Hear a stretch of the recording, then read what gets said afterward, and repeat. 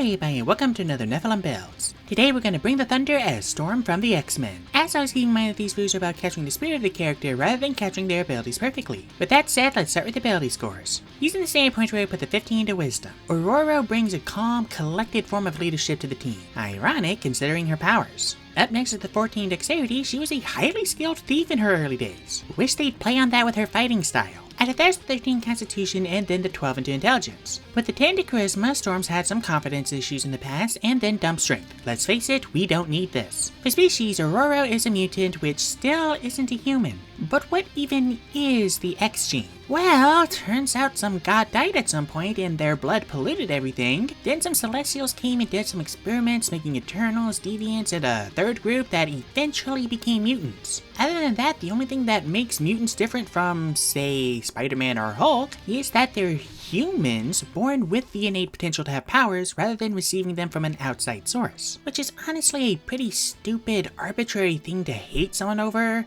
like the color of their skin, how they identify, or which set of genitals they like to play with. It's almost like mutants are an allegory or something. Anyway, there's no real rhyme or reason to it that I can see, and mutant is more of an umbrella term than a specific hardcore race. So we're going to go with Air Genasi, getting Dark Vision at 60 feet, Unending Breath, Lightning Resistance, and Mingle with the Wind. Make a custom background, bring your increases into Wisdom and Constitution. We'll also take Stealth and Sleight of Hand for skills, Thieves' Tools for background purposes, and the Magic Initiate Wizard feat. We'll take Thunderclap, Prestidigitation for effects, and Witch Bolt.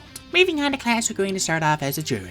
A lot of nature connotations this month. I swear I'm not doing that on purpose, but it feels fitting somehow. We'll get Wisdom and Intelligence saving throws and pick Nature and Religion for skills. We'll also get Light Armor, Shield, Simple Weapons, and the Herbalism Kit. At level 1 we'll get Druidic in our Primal Order, taking Magician. I swear I never get the chance to take Warden. We'll take Elementalism for weather effects and then Guidance and Resistance to fill the slots. We'll also get 4 spells, taking Create or Destroy Water, Ice Knife, Long Strider for speed, and Jump to jump good. At level 2 we'll get Wild Shape and Wild Companion, which we'll ignore for now, and take Absorb Elements. At level 3 we'll get our Druid Circle. Now I've mentioned before that we were past due for an Ocean Domain for Cleric. I've since been told that we don't need an ocean domain because we have Tempest. Well, since you all think seas and storms are the same thing, I'm gonna take the Circle of the Sea to show you all how silly that is. And then I'm gonna make it work anyway. We'll get Wrath of the Sea, treat the cold damage like polar winds. We'll also get Ray of Frost, Fog Cloud, Thunder Wave, Gust of Wind, and Shatter. We'll also get Featherfall from our species and take Warding Wind. We're now gonna multiclass to Cleric. You can say she worships the Bright Lady if you want, but I'd rather say we're the goddess. Also, can we just address the sheer white audacity of telling a black woman literally being worshipped that you've got something better for her? That's nowhere near my biggest issue with Xavier. I just thought that particular sales pitch was ass. No, I'm not gonna get into it. This video isn't about him. At level 1 we'll get our Divine Order, taking Thaumaturge for Thaumaturgy. We'll get 3 more cantrips, taking Light, Mending, and Spare the Dying to fill the slots. We'll also get 4 spells, taking Detect and Protection from Evil and Good. The X-Men still share a universe with actual gods and demons. We'll also take Command to give orders, and Bless to bless the rains down in Africa. And I'm not even making that up, that's an actual thing she did. At level 2 we'll get Channel Divinity and Levitate from our species and draw a blank.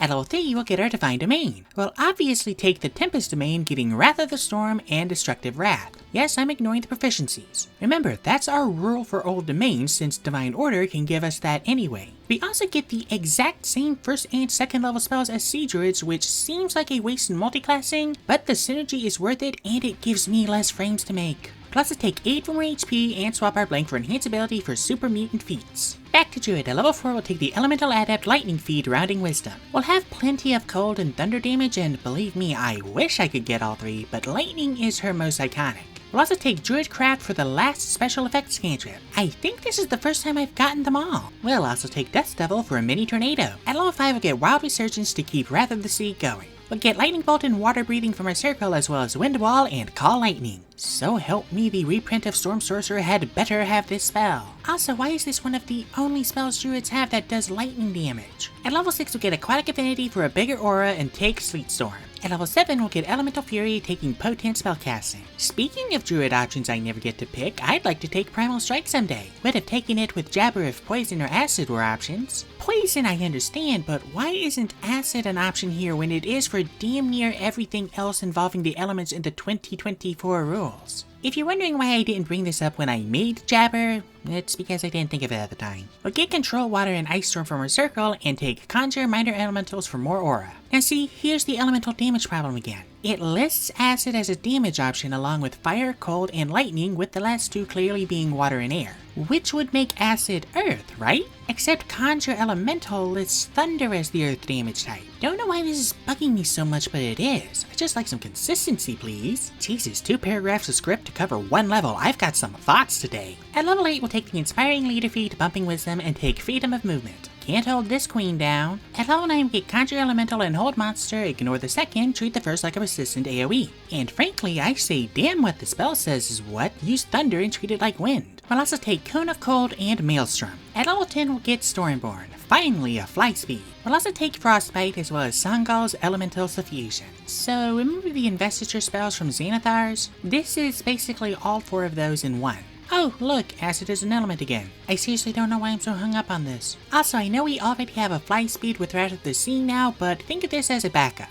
In fact, think of it as wind and lightning options as opposed to snow. At level 11, we'll take Elminster's Effulgent Spheres. This is a crazy spell to not have to concentrate on. At level 12, we'll take the Tough Feat, and at level 13, we'll take Whirlwind. At level 14, we'll get Oceanic Gift, and at level 15, we'll get Improved Elemental Fury. Real quick, a 300-foot increase in range feels like a typo. Like, when am I ever gonna need that much reach? We'll also take Control Weather. We all knew this was coming. At level 16, we'll take the Boon of the Furious Storm, capping Wisdom. We've got 3, maybe 4 different sources of lightning and or thunder resistance, but this will give us immunity. The disadvantage against our spells is nice too.